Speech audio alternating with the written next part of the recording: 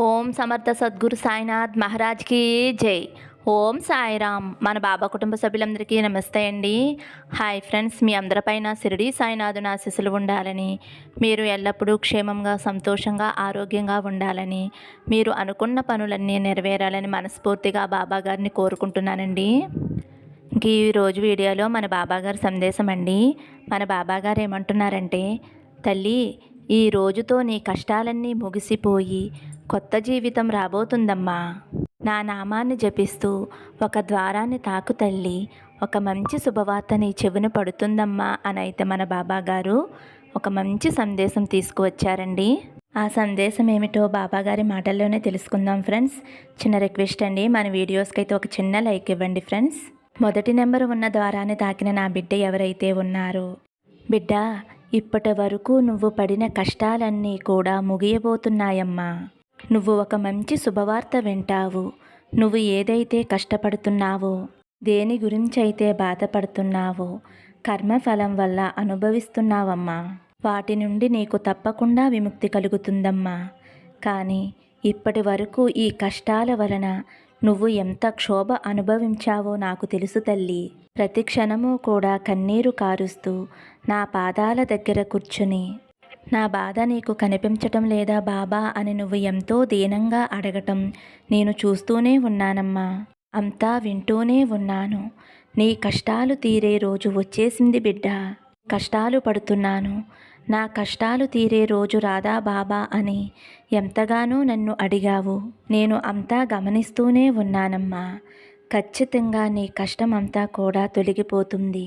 కానీ ఈ కష్టం నీకు రావటం వలన నీలో ఆత్మస్థైర్యాన్ని, ఆత్మధైర్యాన్ని రోజు రోజుకి తగ్గించుకుంటూ ఉంటున్నావమ్మా. ప్రతి క్షణము కూడా క్షోభని అనుభవిస్తూ నీ మనోధైర్యాన్ని కోల్పోతున్నావు బిడ్డ. ప్రతి క్షణము కూడా నీ కష్టం తీరటం లేదు అని కన్నీరు పెట్టుకుని కూర్చోవద్దు తల్లి. ఇది నీ కర్మఫలంగా నువ్వు అనుభవిస్తున్న కష్టం. ఇదంతా కూడా నీ కర్మఫలమేనమ్మా. చిన్నపిల్లలు పరీక్షలు వచ్చినప్పుడు ఎంతో కంగారు పడిపోతూ ఉంటారు. చదవటానికి ఏకాగ్రత ఉండదు. పరీక్షలను ఎలా చేయించాలి, పరీక్షల్లో ఎలా విజయం సాధించాలి అని కంగారు పడుతూ ఉంటారు బిడ్డ. కానీ పరీక్షల సమయంలో కాస్త ఓపికను ఉంచి ఏకాగ్రతతో చదివితే అందరూ కూడా మంచి ఉత్తీర్ణత సాధిస్తారు. నీ విషయంలో కూడా అదే జరుగుతుంది తల్లి. కష్టం వచ్చింది కదా అని ఏడుస్తూ కూర్చోకుండా కొంచెం ఓపికతో, కొంచెం సహనంతో ఈ కష్టాన్ని నేను ఎలా అధిగమించాలి, ఏమి చేస్తే ఈ కష్టం నుంచి బయటపడగలను, ఎలా ఈ కష్టం నుంచి బయటపడాలి, నా వాళ్ళందరినీ ఎలా ఆనందంగా చూసుకోవాలి అని ఆలోచించాలి. కానీ కష్టం వచ్చింది అని కృంగిపోయి ఏడుస్తూ బాధపడుతూ కూర్చోకూడదు తల్లి. నేను ఎంతో కష్టపడుతున్నాను, నా కష్టాన్ని మీరు చూస్తున్నారు, ఓదారుస్తారా, తీరుస్తారా అని అనుకోవద్దు తల్లి. నీ రక్త సంబంధికులు, నీ తోబుట్టువులు, నీ తల్లిదండ్రులు నీ కష్టం ఏమిటి అని నిన్ను అడిగినప్పుడు తప్పకుండా వారితో పంచుకో తల్లి. కష్టభారాన్ని రోజు రోజుకి మోస్తూ మరింతగా నువ్వు కృంగిపోతూ ఉన్నావు. నువ్వు నీ బాధని వారితో పంచుకుంటే కొంచెమైనా నీ బాధ తగ్గుతుంది తల్లి. నీ రక్త సంబంధికులు నీకు ఎప్పుడూ కూడా నీకు తోడుగా ఉంటారు బిడ్డ. నేను కూడా నీకు ఎప్పుడూ తోడుగానే ఉంటున్నానమ్మా. నువ్వు నాతో చెప్పుకుంటున్నావు, నువ్వు అంటున్న ప్రతి మాట నేను వింటున్నానమ్మా. నువ్వు పడుతున్న కష్టం నేను చూస్తూనే ఉన్నాను. అందుకే నీ కష్టాలను తీర్చబోతున్నాను తల్లి.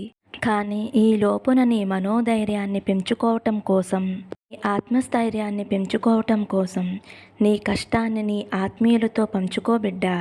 ఒకరు నిన్ను కష్టపెట్టి వారు సంతోషంగా ఉన్నారు అని నువ్వు బాధపడటం నేను చూస్తూనే ఉన్నాను తల్లి. ఎప్పుడైతే నీ కన్నీరు నేల మీద పడుతుందో అప్పుడే వారికి కష్టాలు మొదలవుతాయి తల్లి. నిన్ను బాధ పెట్టిన వారు ఏమీ సుఖపడరు. ఎవరికి ఎటువంటి కర్మఫలం ఇవ్వాలో నేను ముందుగానే రాసిపెట్టి ఉంచాను తల్లి. దేనికి కూడా దిగులు పడవద్దు. నువ్వు ఎంతో నమ్మకంతోటి ఏకాగ్రతగా నా ముందు దీపం పెట్టు తల్లి. ఆ దీపం వెలిగే నీ జీవితంలోకి వెలుగు వస్తుంది. వచ్చే గురువారం రోజున పెద్ద శుభవార్త వింటావు బిడ్డ.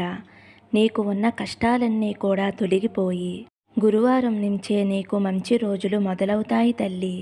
ఈలోపు నువ్వు చేయవలసింది ఒకటే తల్లి. ఎవరైనా నిన్ను ఏదైనా అన్నా సరే నువ్వు మౌనంగా ఉండు. నిన్ను బాధ పెట్టారు అని, నువ్వు బాధలో ఉన్నావు అని ఆ కోపాన్ని వారిపై చూపించవద్దు తల్లి. శ్రద్ధ సబూరీతో ఉండు. కొంచెం ఓపిక సహనంతో ఉండమ్మా. నీ మాటలతోటి ఎదుటివారిని దూషించటం కానీ, వారిపై కోపపడటం కానీ అస్సలు చేయవద్దు తల్లి. నీ పిల్లల మీద కూడా చేసుకోవద్దు. ఇప్పుడు నువ్వు బాధలో ఉన్నావు. నువ్వు నా బిడ్డవు.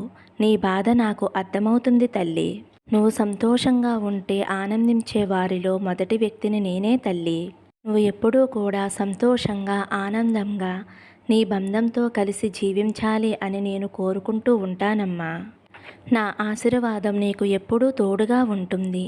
నీ చెయ్యి నేను ఎప్పుడూ వదలను బిడ్డా. ఇప్పుడు నీ మనసు ఎంతో బాధగా ఉంది. ఇన్ని రోజులు కూడా ఎన్నో కష్టాలు పడ్డావు. బాధలు కష్టాలు తొలగిపోయే సమయం వచ్చేసింది తల్లి. నీ గురించి కూడా దిగులు చెందవద్దు. ఎన్ని రోజులు సమయం తీసుకున్నావు. అంతా ఏంటి బాబా అని నువ్వు నన్ను అడగవచ్చు తల్లి. ఇదంతా కూడా నువ్వు పూర్వజన్మలో తెలిసి తెలియక చేసిన పాపకర్మల వల్ల ఇదంతా కూడా నువ్వు అనుభవించవలసి వస్తుంది తల్లి. ఇది కేవలం నీకు పరీక్షాకాలం మాత్రమే. ఈ పరీక్షాకాలం దాటుకుని మనోనిబ్బరంతో, మనోధైర్యంతో, ఆత్మస్థైర్యంతో నువ్వు ముందు అడుగు వేసినప్పుడే నువ్వు నీ జీవితాన్ని ఆనందంగా జీవించగలుగుతావు తల్లి. బాధలు వచ్చాయని, కష్టాలు వచ్చాయని ఏడుస్తూ కూర్చుంటే అవి మన నుండి పోతాయా తల్లి? కష్టాలు ఎలా తొలగిపోతాయి? నేను ఏమి చేస్తే ఈ కష్టాల నుండి విముక్తి కలుగుతుంది అని నువ్వు ఆలోచించాలి తప్ప ఏడుస్తూ కూర్చుంటే నీ కష్టం నీ నుండి దూరంగా పోతుందా తల్లి? నీ మనసుని క్షోభ పెట్టుకోవటం వలన నువ్వు అనారోగ్యానికి గురవుతున్నావు తల్లి. నువ్వు అనారోగ్యానికి గురైతే నీ కుటుంబం అంతా కూడా అల్లాడిపోతుంది తల్లి. నువ్వు బాధపడటమే కాకుండా నీ తల్లి తండ్రులు, నీ అత్త మామలు, నీ భర్త అందరూ కూడా బాధపడుతున్నారు. కష్టం ఉంది కాదు అనను తల్లి, కానీ కష్టంలో కూడా మనోనిబ్బరంగా ఉండాలి తల్లి. నువ్వు నన్ను అడుగు తల్లి, బాబా ఈ కష్టాల నుంచి ఎలా అధిగమించాలి? అప్పుడు నేనే నీకు మార్గం చూపిస్తాను తల్లి. నీ కష్టాలు తొలగించేందుకే నేను ఈరోజు ఈ సందేశాన్ని అందిస్తున్నాను. తప్పకుండా వచ్చే గురువారం రోజు ఒక మంచి శుభవార్త నీ చెవిన పడుతుంది తల్లి. ఆనందంగా నవ్వుతూ ఉండు. కష్టాలు ఎప్పుడూ కూడా శాశ్వతం కాదు తల్లి. ఒక్క విషయం గుర్తుపెట్టుకో అమ్మా, నిన్ను బాధ పెట్టిన వారు తప్పకుండా తగిన శిక్ష అనుభవించబోతున్నారు. నీకు మంచి అద్భుతమైన రోజులు రాబోతున్నాయి తల్లి. అప్పటి వరకు నువ్వు ఎవరు ఏమన్నా సరే మౌనంగా ఉండు తల్లి. అదే నీకు శ్రీరామ రక్ష. శ్రద్ధ సబూరితో ఉండు బిడ్డ. నీకు అంతా మంచే జరుగుతుంది. నా ఆశీస్సులు నీకు ఎప్పుడూ ఉంటాయి తల్లి. ఫ్రెండ్స్, మొదటి నెంబరు ద్వారం తాకిన వారి గురించి అయితే మన బాబాగారు ఇలా చెబుతున్నారండి. ఇప్పుడు 2వ నెంబరు ద్వారాన్ని తాకిన నా బిడ్డ ఎవరైతే ఉన్నారో, తల్లి నీకు నీ ఇంట్లో ఆదాయ మార్గాలు పెరగబోతున్నాయి. నీకు రాబోయే అదృష్టాన్ని కాలతన్నుకోవద్దు బిడ్డ. నేను చెప్పేది ఆనందంగా విను. నువ్వు జీవితంలో సంపాదించిన ధనంలో ఇతరులకు కొంచెం సహాయం చేస్తూ నీ కుటుంబంతో సంతోషంగా ఉండు నాయనా. నీ దగ్గరకు ధనం రాగానే నిన్ను వదిలిపెట్టి వెళ్ళిపోయిన వారంతా మళ్ళీ నీ వద్దకు తిరిగి వస్తారు తల్లి. నాకంటూ ఎవరూ లేరు, నా సంపాదన నా నుండి పోయిన తర్వాత నాకంటూ ఎవరూ లేరు అని బాధపడుతున్నావు కదా తల్లి. దిగులు పడవద్దు, కాలం మారుతూ ఉంటుందమ్మా. నువ్వు పడిన కష్టం నష్టం అంతా తొలగిపోయే కాలం వచ్చేసింది తల్లి. కాబట్టి ఇప్పుడు కష్టపడుతున్న నీకు మంచి కాలం వస్తుంది అని నువ్వు గుర్తించుకో తల్లి. నా వాళ్ళు నాకు కావాలని వెళ్ళినా వాళ్ళు నిన్ను దూరం పెట్టి అవమానించారు.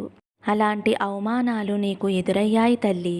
నువ్వు ఎదురు చూసే ప్రతి ఒక్కటి కూడా నేను నీకు అందిస్తాను బిడ్డ. మనసారా నీకు అన్నిటినీ చేయటానికే నేను తయారుగా ఉన్నానమ్మా. కానీ అందుకోవటానికి నువ్వు తయారుగా ఉన్నావా చెప్పు తల్లి. నీకు తోడుగా నేను ఉన్నాను. నా మీద నమ్మకంతో నీ బాబా తండ్రి చెప్పేది వినుబిడ్డ.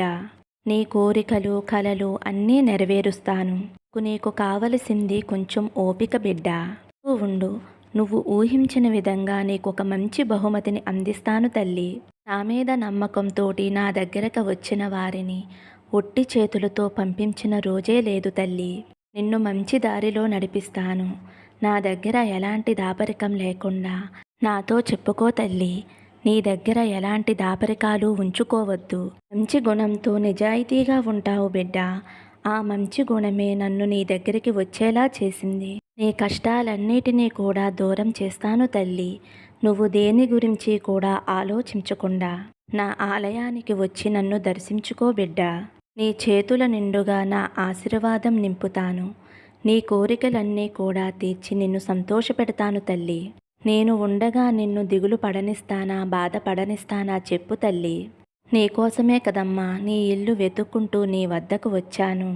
ఇంక ఎప్పటికీ కూడా నిన్ను వదిలి వెళ్ళను తల్లి. నా బిడ్డవైన నీ ముఖం వాడిపోవటం చూసి నిన్ను ధైర్యపరచటానికే వచ్చాను తల్లి. ఇప్పుడు నువ్వు గందరగోళ పరిస్థితిలో ఉన్నావు. 2 నిమిషాలు నన్ను అలాగే చూడు తల్లి. నీ సకల కష్టాలు, బాధలకి, సమస్యలకి అన్నిటికీ కూడా ఒక ముగింపు వస్తుంది తల్లి. నవగ్రహాల వల్ల నీ జీవితంలో ఏదైనా దోషం ఉంటే ఆ అన్ని దోషాలను కూడా నేను తొలగిస్తాను బిడ్డ. ఆ దోషాలు తొలగటానికి ఒకే ఒక్క పరిష్కారం సాయినామం. నామాన్ని జపిస్తూ ఉండు తల్లి. నీకు ఉన్న అన్ని దోషాలను తొలగిస్తాను. వేటి వల్ల నీకు చెడు జరుగుతుందో వాటి నుండి నిన్ను కాపాడుతాను తల్లి. నన్ను దేవుడిగా కాకుండా నా తండ్రి బాబా అని అనుకో తల్లి. తండ్రిగా నిన్ను కాపాడుకునే బాధ్యత నాపైన ఉంది తల్లి. నువ్వు ఎప్పుడూ కూడా నీలోని తెలివితేటలను పెంచుకుంటూ ఉండు. నువ్వు చేసే దానిని బట్టి, వినే దానిని బట్టి నీ తెలివితేటలను మెరుగుపరుచుకో తల్లి. మనసులో ఏదో అనుకుని ఎంతో ఆలోచిస్తూ భయపడుతూ ఉండవద్దు తల్లి. నువ్వు బలంగా నాకు నా బాబా ఉన్నారు అని నమ్ము. మనసుని కష్టపెట్టుకుంటే నీకు ఏమి వస్తుంది చెప్పు తల్లి. నీ మనసులో ఎలాంటి ఆలోచనలు వస్తున్నాయో అర్థం చేసుకుని వాటిని నీ నుండి దూరం పెట్టు తల్లి. నీకు అన్ని అవకాశాలను కల్పిస్తాను. ఆ అవకాశాలను నువ్వు వినియోగించుకుని మంచి ఎత్తుకి ఎదుగుతావు తల్లి. ప్రశాంతత కోసం ఎక్కడికి వెళ్ళినా దొరకదు. ఎందుకంటే అది నీ దగ్గరే ఉంటుంది కాబట్టి. మనుషుల మనస్తత్వం బట్టే వారి జీవితం కూడా ఉంటుంది తల్లి. నన్ను మొక్కటం ఆరంభించినప్పుడే నీకు మంచి కాలం ఆరంభమైనట్టే తల్లి. నీకు ఎన్నోసార్లు చెప్పాను, నిన్ను నా బిడ్డగా స్వీకరించాను కాబట్టే నువ్వు నన్ను మొక్కటం మొదలుపెట్టావు తల్లి. నా ఆశీర్వాదం నీకు పూర్తిగా దొరికింది తల్లి. కాబట్టి నువ్వు ఎలాంటి దిగులు పడవలసిన అవసరం లేదు. ప్రశాంతంగా ఉండు. ఈ రోజు నుంచి నీకు అంతా మంచి కాలమే అని గుర్తించుకో తల్లి. నీకు నా ఆశీస్సులు ఎప్పుడూ ఉంటాయి తల్లి. నువ్వు సంతోషంగా ఆనందంగా ఉంటావమ్మా. ఫ్రెండ్స్, 2వ నెంబర్ ద్వారా తాకిన వారైతే మన బాబాగారు ఇలా చెబుతున్నారు కదండి. మరి ఈ రోజైతే మన బాబాగారు మంచి సందేశం అందించారు ఫ్రెండ్స్. బాబాగారు ఏం చెప్పినా మనకి ధైర్యం చెప్పడం కోసమే చెబుతారు కదండి. మరి మన బాబాగారు అందించిన ఈ సందేశం మీ అందరికీ కూడా నచ్చింది అనుకుంటున్నాను ఫ్రెండ్స్. నచ్చితే ఒక చిన్న లైక్ ఇవ్వండి. అలాగే ఫస్ట్ టైం చూసేవారైతే మన బాబా భక్తి ఛానల్ తప్పకుండా సబ్స్క్రైబ్ చేసుకుని సపోర్ట్ చేయండి. సర్వే జన సుఖినో భవంతు. సమస్తం సద్గురు సాయినాథార్పణమస్తు. శుభం భవతు. జై సాయిరామ్.